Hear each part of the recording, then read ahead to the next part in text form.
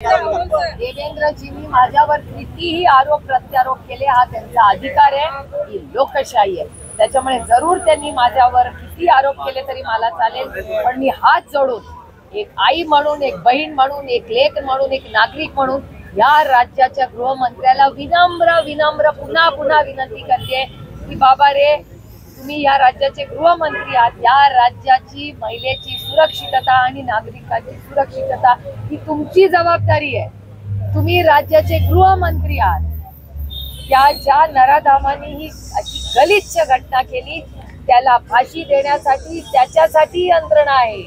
याच्यात राजकारण करून कोणी आंदोलन केलं ह्याला महत्व नाही, आणि आंदोलन करणं हा आमचा अधिकार। आम्हाला भारतरत्न डॉक्टर बाबासाहेब आंबेडकरांनी आम्हाला हा अधिकार संविधानाने दिलेला आहे। संविधानाच्या विरोधात हे सरकार आहे, आणि जर आम्ही आंदोलन करून आम्हाला जर शिक्षा होणार असेल ही शिक्षा आम्हाला मान्य आहे।